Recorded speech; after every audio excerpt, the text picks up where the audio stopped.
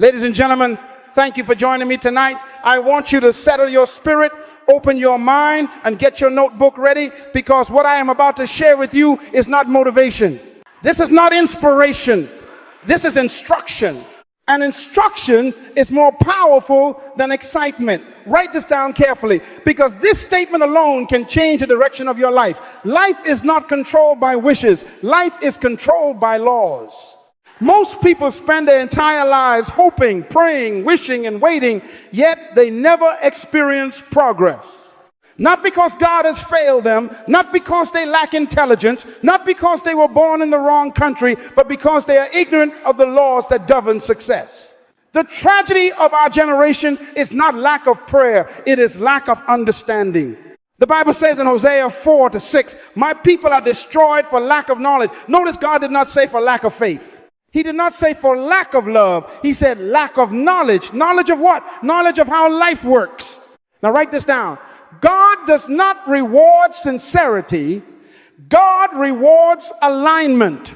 You can be sincerely wrong and still fail, because sincerity does not cancel law. Gravity does not care how sincere you are. If you step off a 10-story building, gravity will not ask you how much you prayed today. The law will respond to your action. In the same way, success responds to law, not desire. School trained you to pass exams, but life demands that you understand principles. School trained you to remember information, but information does not govern outcomes. Laws do. You can graduate with honors and still dishonor your life, because degrees do not replace discipline and certificates do not substitute for character. Proverbs 19:2 says, it is not good for a soul to be without knowledge, and he sins who hastens with his feet. In other words, when you move fast without understanding laws, you call it ambition, but God calls it danger. Let me say something that may disturb you, but truth always disturbs before it delivers. Most people are not failing because they are lazy. They are failing because they are misaligned. They are working hard, but they are working against law. Ecclesiastes 10:15 says, the labor of fools wearies them, for they do not even know the way to the city. Hard work without direction is punishment, not progress. Activity is not achievement. Motion is not movement. You can be busy and still be buried. Now hear this carefully and write it down. Success is predictable and failure is predictable. If your results keep repeating, it is because your obedience or disobedience to laws keeps repeating. Galatians 6-7 says, do not be deceived. God is not mocked. Whatever a man sows, that he will also reap. That is not a spiritual threat. That is a law. God is saying, I have built predictability into life. The harvest does not respond to tears. It responds to seed. Tonight, I am not here to excite you. I am here to explain life to you. I am here to give you what school never taught you, what culture never emphasized, and what religion often avoids: the laws that control your future, whether you believe them or not. Jesus said in Matthew 13:11, the knowledge of the secrets of the kingdom has been given to you. Secrets are not hidden from you, they are hidden for you. And secrets only benefit those who learn them. So I want you to prepare yourself, because in this session, I am going to share with you 8 success laws. These laws are universal. They are timeless. They work in every country, every culture, and every generation. They do not respect your background, your excuses, or your intentions. If you obey them, they will serve you. If you violate them, they will judge you silently, consistently, and without apology. Let me say this slowly so you don't miss it. You do not break laws, laws break you. And when you understand that, you start begging life and you start governing results. Psalm 111:10 says, the fear of the Lord is the beginning of wisdom. All who follow his precepts have good understanding. Wisdom begins when you respect law. So settle in, write carefully, think deeply. Because what you are about to receive tonight is not a message, it is a manual for living. And if you apply it, I can tell you this with confidence, your life will never be the same again. Now let us build a foundation, because anything that is built without foundation will eventually collapse, no matter how beautiful it looks. I want you to understand why so many intelligent, educated, gifted people struggle in life. The issue is not effort. The issue is not opportunity. The issue is training without understanding. Write this down. Education trains the mind, but laws govern life. School was designed to make you employable, not successful. It was designed to help systems function, not to help individuals fulfill purpose. That is why you can finish school with information, but graduate without direction. Proverbs 24:3 says, by wisdom a house is built, and through understanding it is established. Notice it does not say by information. Wisdom builds. Understanding stabilizes.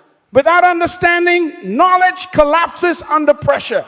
Now hear this carefully. Information answers questions. Laws control outcomes. School taught you what happened in history, but life demands that you understand why things happen. School taught you what others discovered, but life requires that you discover your own assignment. That is why Jesus said in John 8:32, you shall know the truth, and the truth shall make you free. Truth is not information, it is reality as God designed it. Freedom comes when you align with reality. Write this down. Information without application produces frustration. You know many things, yet your life has not changed. Why? Because knowledge that is not applied becomes a burden. James 1:22 says, do not merely listen to the word and so deceive yourselves. Do what it says. Deception is not always believing a lie. Sometimes deception is hearing truth and doing nothing with it. School trains you to memorize answers, but life tests your obedience to principles. School rewarded you for repeating what the teacher said, but life rewards you for discovering what the Creator intended. That is why many people are confused after graduation. They were trained to follow instructions, not to govern themselves. Proverbs 16:9 says, a man's heart plans his way, but the Lord directs his steps. God directs steps through laws, not feelings. Let me say something strong, and I want you to write it down carefully. Life does not respond to your degree. Life responds to your discipline. You can have 10 certificates and no character. You can have qualifications and no competence. You can have a title and no authority. Authority comes from understanding laws. Luke 12:47 says, that servant who knows his master's will and does not do it will be beaten with many blows. Knowledge increases responsibility, not exemption. Here is the problem. School trains you to pass tests, but life is not impressed by tests. It is governed by principles. Life asks one question every day. Are you aligned with the law? If the answer is no, life will correct you, and that correction is often called pain. Pain is not punishment. Pain is instruction. Hebrews 12:11 says, asterisk, no discipline seems pleasant at the time, but painful. Later on, however, it produces a harvest of righteousness and peace for those who have been trained by it. Notice the word train. Life trains through consequences, not lectures. Life does not argue with you. Life does not negotiate. Life simply responds to law. That is why some of your greatest lessons did not come from classrooms. They came from pain, loss, delay, failure, and disappointment. Those were not attacks, they were corrections. Write this down carefully. Life is the ultimate examiner, and the exam is taken after the lesson is required, not before. In school, you study first and then take the test. In life, you are tested first, and if you survive the test, you finally understand the lesson. That is why wisdom is rare. Ecclesiastes 7:12 says, wisdom preserves those who have it. Not intelligence, wisdom. Wisdom is knowledge applied according to law. Now let me explain something that is critical. School focuses on answers, but life focuses on alignment. You can give the right answer and still live the wrong life. But if your life is aligned with law, even your mistakes will teach you. Proverbs 3:5-6 says, trust in the Lord with all your heart and lean not on your own understanding. In all your ways acknowledge him, and he shall direct your paths. Direction does not come from intelligence alone. It comes from submission to design. School trained you to depend on external validation, grades, applause, approval. Life demands internal governance. You must manage your time, your habits, your thoughts, your relationships, and your energy. No teacher follows you home to make sure you did your assignment, but life will follow you everywhere. Romans 8:6 says, the mind governed by the flesh is death, but the mind governed by the spirit is life and peace. Governance determines outcome. Here is another statement you must write down. What you do not manage will eventually manage you. School managed your schedule for years. Bells told you when to start and when to stop. Life removes the bell and says, now govern yourself. That is where many people collapse. They were excellent students, but poor stewards of freedom. Freedom without discipline becomes self-destruction. This is why God never promised success to talent. He promised success to obedience.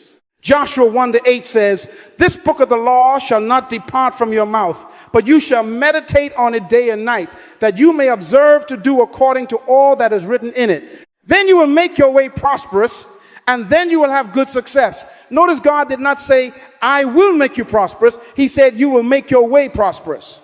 Why? Because success is the result of law practice, not prayer repeated.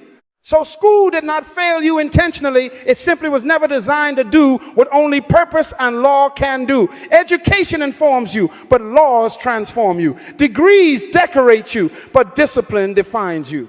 And until you understand this, you will keep asking God to change outcomes while refusing to change alignment. Let me say this as I transition. You cannot fix your future with information alone. You must align your life with laws. That is why tonight I am not teaching subjects. I am teaching principles. I am not giving tips. I am giving governing laws. And the first law you must understand, if your life is ever going to make sense, is the law that explains why you were born at all. Now we come to the first law. And I want you to listen carefully, because this law explains everything else. If you do not understand this law, the remaining laws will confuse you. Write this down very carefully and never forget it for the rest of your life. The law of purpose states that everything was created to fulfill a specific assignment. Purpose is not what you do. Purpose is why you exist. Purpose is the original intent of the Creator before the product was ever manufactured. Jeremiah 1:5 says, before I formed you in the womb, I knew you. Before you were born, I set you apart. That means your life is not an accident. You were not born by mistake.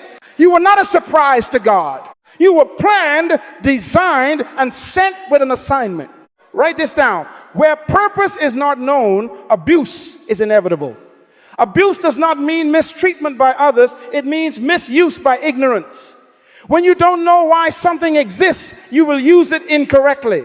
That is why God always reveals purpose before he gives responsibility. Genesis 1:26 says, let us make man in our image and let them have dominion. Dominion was the assignment. Authority was given after purpose was stated.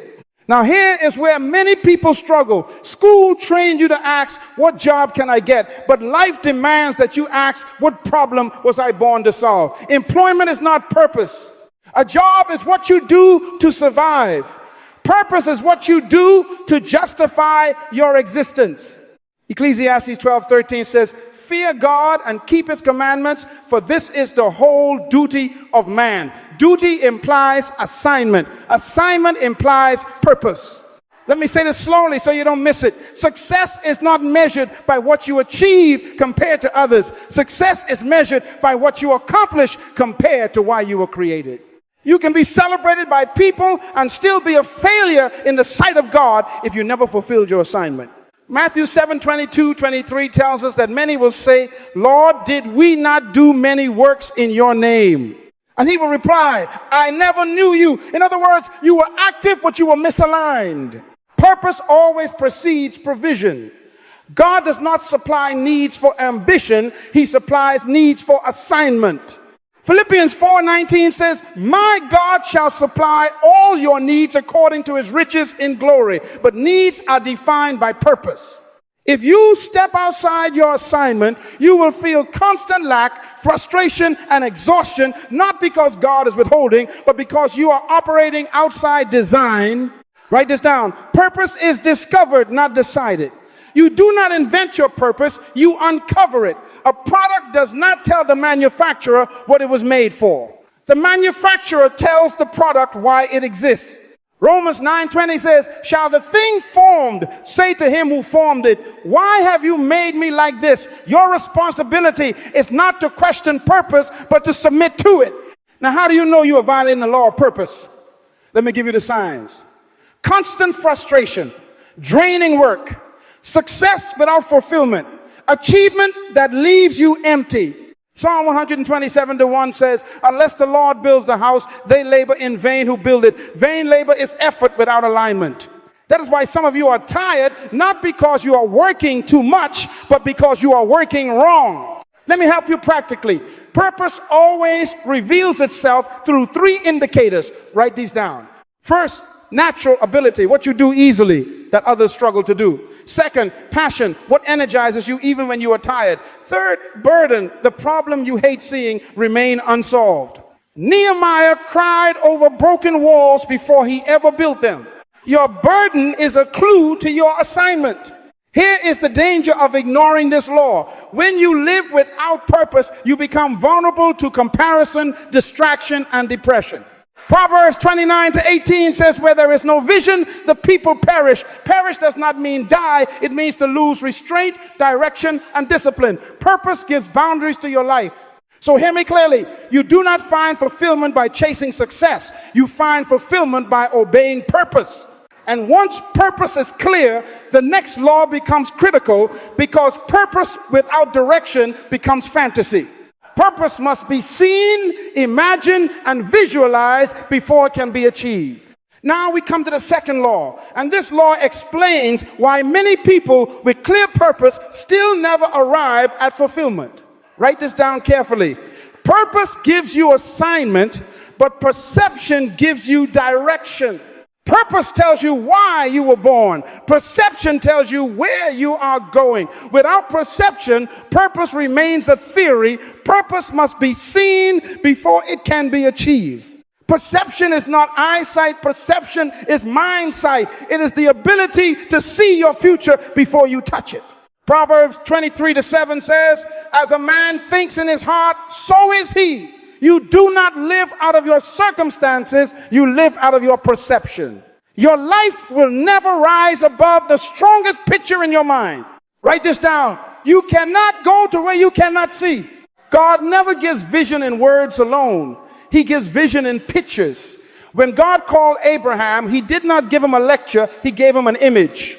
Genesis 13:14-15 says, lift up your eyes and look all the land which you see, I give to you. Not what you pray for, not what you wish for, what you see. Vision determines possession.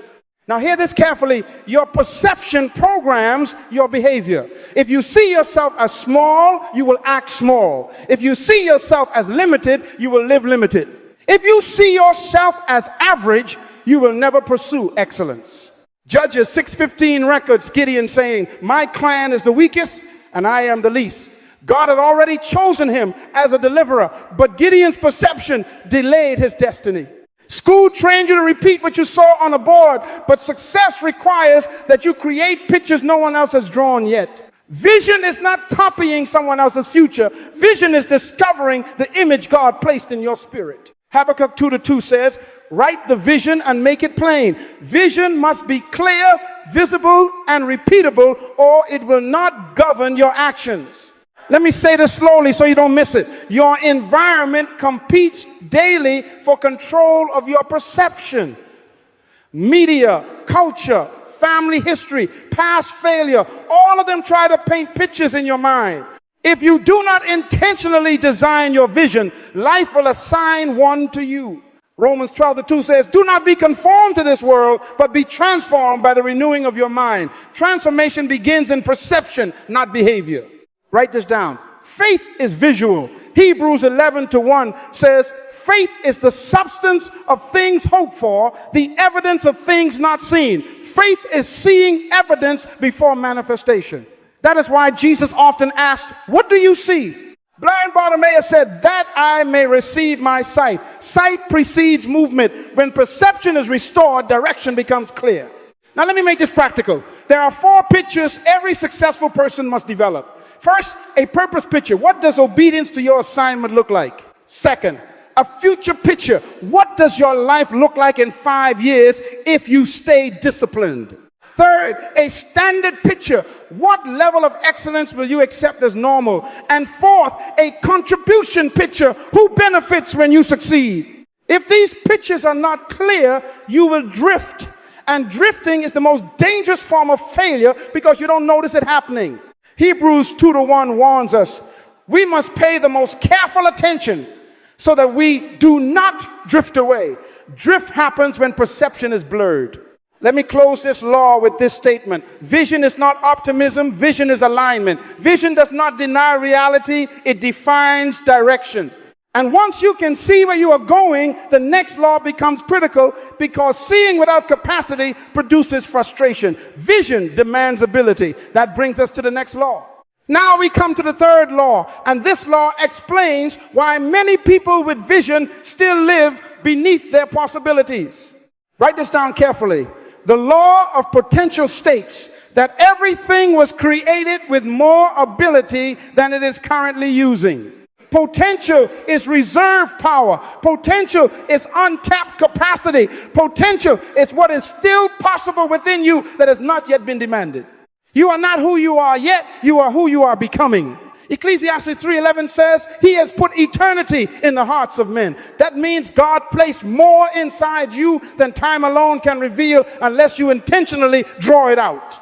Potential does not announce itself. Potential must be discovered, developed, and deployed. Until then, it remains dormant, silent, and unused. Write this down and don't forget it. The richest place on earth is not the oil field, the diamond mine, or the bank. It is the graveyard. In the graveyard lie books never written, businesses never started, ideas never shared, songs never sung, and leaders never revealed. Why? Because potential was carried to the grave unextracted. Proverbs 18:16 says, a man's gift makes room for him and brings him before great men. Gifts create access, but only if they are used. Now here is where many people misunderstand life. School trained you to measure yourself by performance in subjects, but potential is not revealed by grades, it is revealed by demand. A seed does not reveal its potential in a pocket, it reveals its potential when buried under pressure. John 12:24 says, unless a grain of wheat falls into the ground and dies, it remains alone. But if it dies, it produces much grain. Pressure is not punishment. Pressure is extraction. Write this down. God never gives potential without expecting productivity. Luke 12:48 says, to whom much is given, much is required. Requirement is not cruelty. Requirement is proof of trust. God trusts you with what he placed inside you. That means excuses are insults to the Creator. You are not empty, you are undiscovered. Let me say this clearly. Potential is not what you can do. Potential is what you are capable of becoming. You have been performing at a fraction of your capacity, and life keeps demanding more, not to destroy you, but to reveal you. When God wanted to show David's potential, he did not send him to a seminar, he sent a giant. And the giant was not there to kill David, the giant was there to introduce David to himself. Here's the danger. When you do not understand potential, you begin to accept other people's assessment of you. You begin to live by labels instead of design. Judges 6 shows Gideon hiding, calling himself weak, while God called him a mighty man of valor. Your self-perception does not determine your potential. God's design does. Write this down carefully. Never let someone who has not discovered their own potential define yours. People often project their limitations onto you. They call wisdom, pride, discipline, obsession, and excellence arrogance. But Romans 8:19 says, creation waits in eager expectation for the sons of God to be revealed. The world is waiting for you to show up, not to fit in, but to function. Now, let me give you a practical key. Potential is developed through stretching, learning, and repetition. Proverbs 1:5 says, let the wise listen and add to their learning. Potential responds to instruction. That means reading, training, mentorship, practice, and patience. You do not pray for potential, you develop it. Let me close this law with this statement. Your future does not depend on what you know. It depends on what you are willing to become. And potential demands energy. Potential demands intensity. Potential demands desire. Which brings us to the next law. Because potential without fuel remains unused. Now we come to the fourth law. And this law explains why many people with ability never finish what they start. Write this down carefully. The law of passion states that nothing significant is ever accomplished without deep desire. Passion is the emotional energy that fuels purpose. Purpose tells you what you were born to do. Passion gives you the drive to pursue it. Passion is not excitement. Excitement is temporary. Passion is sustained intensity. Passion is what keeps you going when applause disappears and results delay. Galatians 6-9 says, let us not become weary in doing good, for at the proper time we will reap a harvest if we do not give up. Passion is what keeps you from giving up. Write this down. Where passion is absent, potential remains dormant. You can be gifted and still be ineffective if you lack passion. That is why many talented people are average, because they never fell in love with their assignment. Proverbs 17:16 asks, why should a fool have money in his hand to buy wisdom when he has no heart for it? Heart represents passion. Without heart, resources are wasted. Now understand this. Passion is connected to pain. You are often passionate about what once hurt you. Nehemiah wept before he built. Hannah cried before she conceived. Jesus wept before he redeemed. Your tears are clues to your assignment. Psalm 126:5 says, those who sow in tears shall reap in joy. Tears are not weakness. They are indicators of deep concern. But let me warn you, and write this down carefully. Passion without principles is dangerous. Passion gives speed, but principles give direction.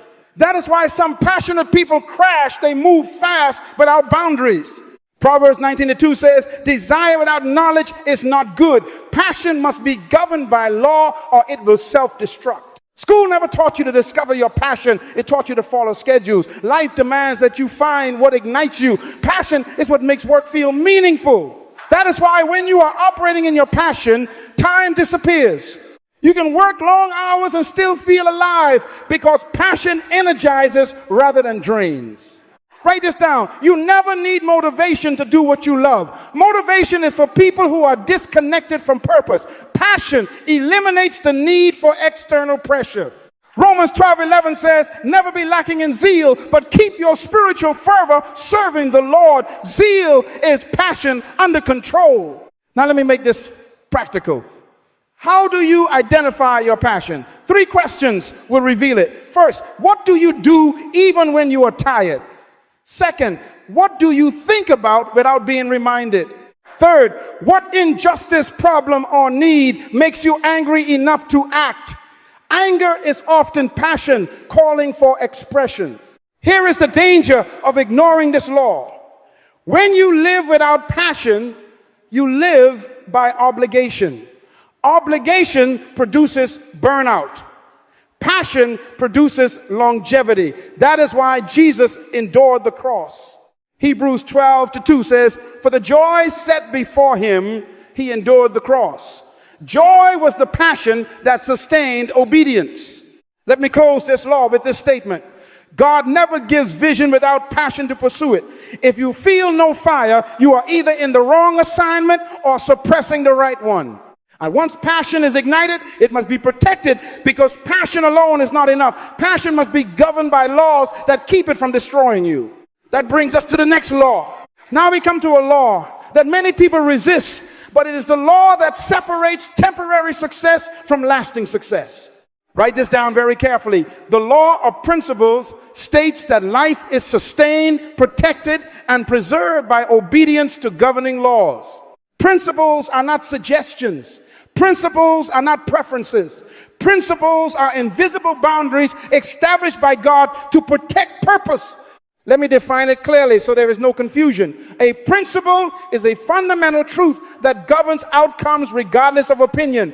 Principles do not argue with you. Principles do not adjust to your emotions. Principles do not bend to culture. Psalm 19:7 says, the law of the Lord is perfect, restoring the soul. Restoration comes from law, not sympathy. Write this down and never forget it. You do not break principles. Principles break you. When a man violates integrity, integrity does not cry, it collapses his life. When a woman violates the principle of time, time does not complain, it delays her destiny. Hosea 8-7 says, they sow the wind and reap the whirlwind. The harvest is always larger than the violation.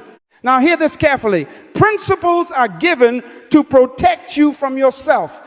God knows you are passionate, ambitious, and gifted, but without boundaries, those same gifts will destroy you. That is why God gave commandments before he gave conquest. Exodus comes before Canaan. Law comes before inheritance. Deuteronomy 28 makes it clear. Obedience produces blessing. Disobedience produces consequences. Not because God is angry, but because laws are predictable. School taught you rules created by men, but rules change with culture. Laws do not. That is why successful people learn to distinguish between rules and laws. Rules can limit you, laws liberate you. Jesus confronted this in Matthew 15:3 when he said, why do you break the command of God for the sake of your tradition? Tradition can preserve culture, but only law preserves life. Write this down. Principles govern time, money, relationships, health, and productivity. You cannot violate the principle of rest and expect longevity. You cannot violate the principle of honesty and expect trust. You cannot violate the principle of discipline and expect excellence. Proverbs 13:15 says, the way of the unfaithful is hard. Hardness is not bad luck. It is resistance caused by misalignment. Let me say something strong, and I want you to hear it without emotion. Stop praying for what you refuse to practice. Prayer does not replace principle. Prayer positions you to obey principle. Jesus said in Matthew 7:24, whoever hears these sayings of mine and does them is like a wise man who built his house on the rock. The rock is law. Storms come to everyone, but principles determine survival. Now let me make this practical. There are at least 4 principles every successful life must obey. First, the principle of time. Everything has a season, and impatience destroys destiny. Ecclesiastes 3:1 says, to everything there is a season. Second, the principle of integrity. Who you are when no one is watching determines who will trust you when everyone is watching. Third, the principle of discipline. What you do daily determines what you become permanently. And fourth, the principle of excellence. Whatever you do, do it as unto the Lord, not for applause. Write this down. Principles simplify life. When you know the laws, you stop guessing. When you know the laws, you stop panicking. When you know the laws, you sleep at night. The farmer does not pray after planting. He rests. Why?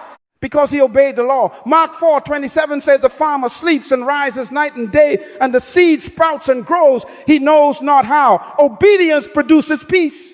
Let me close this law with this statement. Principles are the price you pay today for the future you desire tomorrow. And if you want passion to last, vision to endure, and potential to mature, you must submit to principles. But principles alone are not enough. You must organize your life intentionally. That brings us to the next law. Now we come to a law that separates dreamers from builders. Write this down carefully. The law of planning states that vision without structure produces frustration. Planning is the discipline of converting vision into steps. Planning is how purpose becomes practical. Planning is how faith becomes measurable. God is not a God of chaos. God is a God of order. 1 Corinthians 14:40 says, let all things be done decently and in order. Order is not restriction. Order is empowerment. Disorder wastes energy. Order multiplies results. Many people fail not because their vision is wrong, but because their lives are disorganized. Write this down. A goal without a plan is a wish. Wishing is emotional. Planning is intentional. That is why Proverbs 21:5 says, the plans of the diligent lead surely to abundance, but everyone who is hasty comes only to poverty. Poverty here does not only mean lack of money, it means lack of results. School train you to follow schedules designed by others. Life demands that you design your own. When school ends, the bell stops ringing and freedom begins. Freedom without planning becomes confusion. That is why many people feel lost after graduation. They were trained to respond, not to initiate. Planning is self-leadership. Write this down carefully. Time does not respect intention. Time respects structure. Time will not ask you what you meant to do. Time will only record what you actually did. Psalm 90:12 says, teach us to number our days that we may gain a heart of wisdom. Wisdom is the ability to manage limited time for maximum impact. Let me say something very clear. Planning is not a lack of faith. Planning is faith expressed responsibly. Jesus himself taught planning. Luke 14:28 says, suppose one of you wants to build a tower. Will he not first sit down and estimate the cost? Jesus is saying, enthusiasm without evaluation is foolishness. Now, let me give you a simple structure successful people use, whether they know it or not. First, they define a long-term vision where they want to be in 5 or 10 years. Second, they break it into annual goals. Third, they focus on 90-day priorities because discipline works best in short cycles. Fourth, they manage weekly actions. And finally, they govern daily habits. Destiny is built daily, not annually. Write this down. Your daily routine is your destiny in disguise. What you do consistently becomes what you become permanently. Proverbs 6:6 says, go to the ant, you sluggard. Consider its ways and be wise. The ant plans without supervision. Planning is maturity. Here is the danger of violating this law. When you don't plan, life plans for you. Emergencies replace priorities. Urgent replaces important. Distractions replace discipline. And you call it busyness, but God calls it disorder. Proverbs 4:26 says, give careful thought to the paths for your feet and be steadfast in all your ways. Careful thought is planning. Let me close this law with this statement. God gives vision, but he expects you to manage time. Prayer does not replace planning. Prayer aligns you to plan correctly. And when your life is structured, you are ready for the next law, because no matter how well you plan, people will determine your progress. Now we arrive at a law that many gifted people ignore, and because they ignore it, they sabotage their future. Write this down carefully. The law of people states that no one fulfills purpose alone. Destiny is personal, but success is relational. God never designed you to succeed in isolation. Even Adam, in a perfect environment, was declared incomplete without relationships. Genesis 2:18 says, it is not good that the man should be alone. Notice, God did not say it was sinful. He said it was not good. In other words, isolation weakens potential. Purpose requires people. Vision requires community. Success requires alignment. Write this down. The people around you either accelerate or suffocate your destiny. People are not neutral. Every relationship is either adding to you or subtracting from you.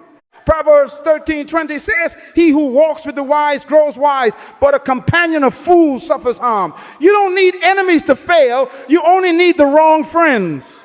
Let me say something strong, and I want you to hear this carefully.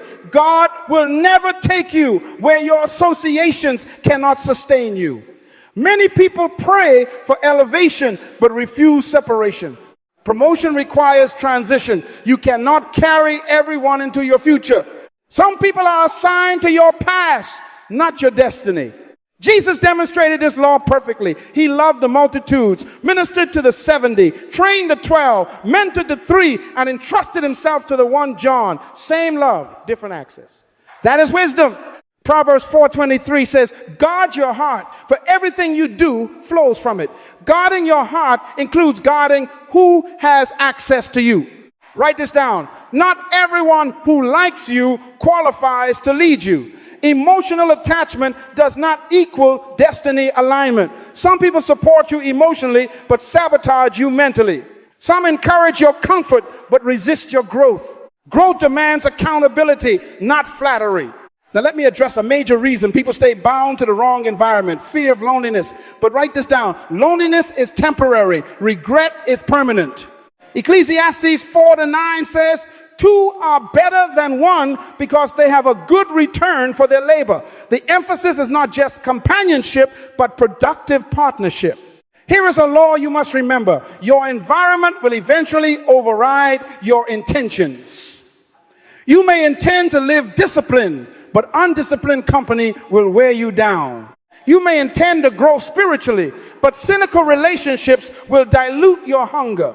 1 Corinthians 15:33 says, do not be deceived. Bad company corrupts good character. Corruption is gradual, not sudden.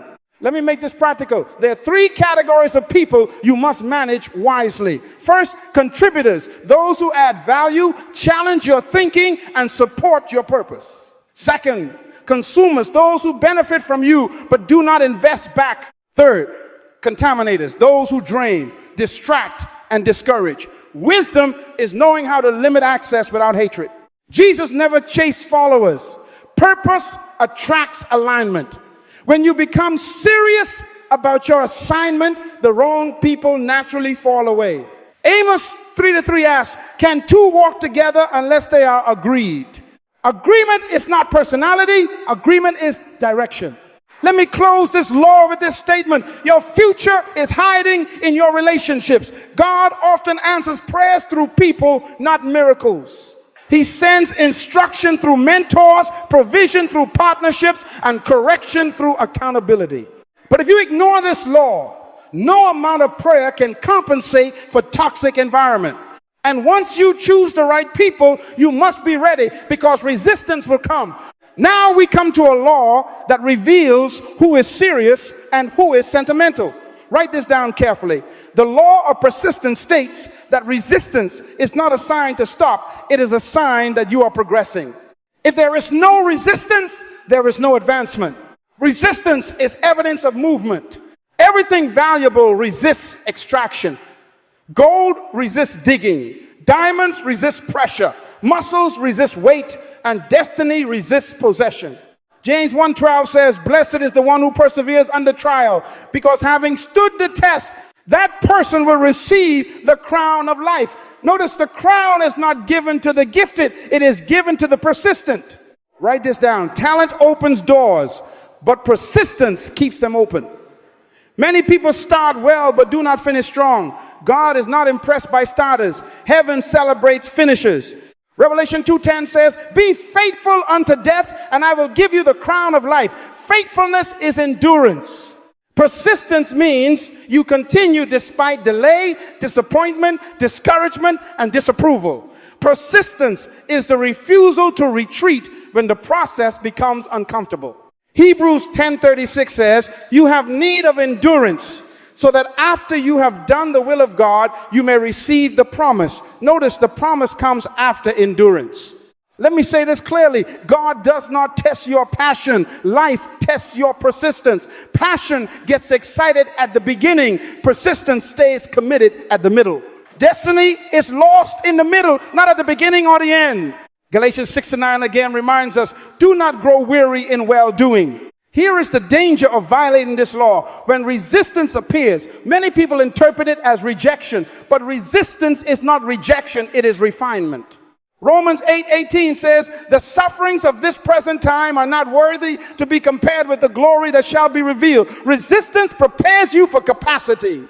Persistence is built when you understand that failure is an event, not a person. Micah 7:8 says, though I fall, I will rise. Falling is not the issue. Staying down is. Persistent people fail forward. They learn, adjust, and continue. Let me close this law with this truth. Persistence is faith in motion. Faith that never moves is imagination. Faith that persists becomes testimony. And when persistence matures, it produces the next law, one that governs how long you can endure. Now write this down carefully, because persistence and perseverance are not the same. Persistence is continuing despite resistance. Perseverance is continuing under pressure. Perseverance is long obedience in the same direction. Isaiah 40:31 says, they that wait upon the Lord shall renew their strength. Waiting here does not mean inactivity. It means steadfast endurance. Perseverance is what keeps you steady when progress is slow and recognition is absent. Write this down. Perseverance is the ability to absorb pain without changing direction. Anyone can endure briefly. Perseverance endures consistently. Hebrews 12:11 says, no discipline seems pleasant at the time, but painful. Later on, however, it produces righteousness. Pain is not punishment, it is preparation. Perseverance is built through vision. When you see clearly, you endure longer. That is why Jesus endured the cross, because he saw the joy ahead. Proverbs 29:18 says, where there is no vision, the people cast off restraint. Vision gives stamina. Here is the danger. People quit when results delay, not when difficulty appears. Delay tests maturity. Perseverance means you stay faithful even when heaven seems silent. Habakkuk 2:3 says, though the vision tarries, wait for it. It will surely come. Let me say this strongly. Destiny is expensive and perseverance is the currency. You pay in time, effort, sacrifice, and misunderstanding. But perseverance guarantees arrival. Now understand this, perseverance requires spiritual reserves, and that brings us to the final law. Now write this down carefully. Prayer is not begging God, it is maintaining alignment with purpose. Prayer does not change God, prayer changes you. Prayer keeps you connected to the source of your assignment. John 15:5 says, apart from me, you can do nothing. Prayer is dependency acknowledged. Prayer is not religious duty, it is relational necessity. Just as a phone must stay connected to power, purpose must stay connected to God. Write this down. Prayer is the management of spiritual energy. You cannot carry divine assignments on human strength. Isaiah 30:15 says, in quietness and trust is your strength. Prayer restores perspective, renews strength, and recalibrates focus. Jesus prayed constantly, not because he was weak, but because he was responsible. Luke 5:16 says, Jesus often withdrew to lonely places and prayed. If Jesus needed prayer to fulfill purpose, you cannot afford neglect. Prayer does not replace action, it governs action. Prayer does not eliminate laws, it helps you obey them. Grace does not cancel discipline, grace empowers discipline. Philippians 4:13 says, I can do all things through Christ who strengthens me. Strength comes through connection. Let me close with this final statement, and I want you to write it down clearly. Success is not a mystery. Success is not luck. Success is not prayer alone. Success is obedience to laws. Discover your purpose. See it clearly. Believe in your potential. Fuel it with passion. Protect it with principles. Structure it with planning. Align with the right people. Persist through resistance. Persevere under pressure. And remain connected to God. Joshua 1-8 declares it plainly. Then you will make your way prosperous and you will have good success. Success is your responsibility. God has already finished his part. Amen. Now, as we bring this teaching to its proper conclusion, I want you to listen very carefully, not with your ears only, but with your spirit. Because information alone does not transform lives. Revelation acted upon does. The tragedy of our generation is not lack of knowledge, it is lack of obedience to what we already know. You were not born accidentally. You were not created to survive. You were created to solve a problem. Jeremiah 1-5 says, before I formed you in the womb, I knew you. Before you were born, I set you apart. That means your success was planned before your parents ever met. God never creates anything without a purpose, and everything God creates is designed to succeed, including you. But success is not automatic. Success is lawful, and tonight you have been exposed to laws. Laws do not respond to emotion. Laws respond to alignment. You cannot pray your way around them. You cannot fast your way above them. You must obey them. Some of you listening right now are frustrated, not because God failed you, but because you have been violating laws unknowingly. Hosea 4-6 says, my people are destroyed for lack of knowledge, not lack of prayer, not lack of church attendance, lack of knowledge, knowledge of laws. I want you to understand something very important before we close. God is not withholding success from you. Success is already released. The question is, are you positioned correctly to receive it? Rain falls on prepared ground. Seed grows in proper soil. Destiny manifests where laws are honored. Stop blaming people. Stop blaming systems. Stop blaming your past. The moment you learn the laws and begin to obey them, your life must change. That is not motivation, that is legislation. Jesus said in Matthew 7:24, whoever hears these sayings of mine and does them is like a wise man who built his house on the rock. Notice storm still came, pressure still came, but the house stood, why? Lawful foundation. I want you to make a decision, not an emotional one, but a disciplined one. Decide tonight that you will no longer live casually. Decide that mediocrity is no longer acceptable. Decide that you will not die with your potential intact. Write this down and say it out loud wherever you are. I was born for purpose. I am designed to succeed. I will learn the laws. I will obey the laws. And I will fulfill my assignment. This is not positive thinking. This is alignment with truth. As we close, I want to pray not that God will bless you, because he already has, but that you will receive wisdom to obey. Father, in the name of Jesus Christ, I thank you for every person who has heard this word. Open their understanding. Deliver them from ignorance. Give them discipline to obey what they now know. Let their lives become testimonies of lawful success. May they not merely start, but finish. May they not only dream, but build. And may they not just exist, but fulfill purpose. In Jesus' name, amen.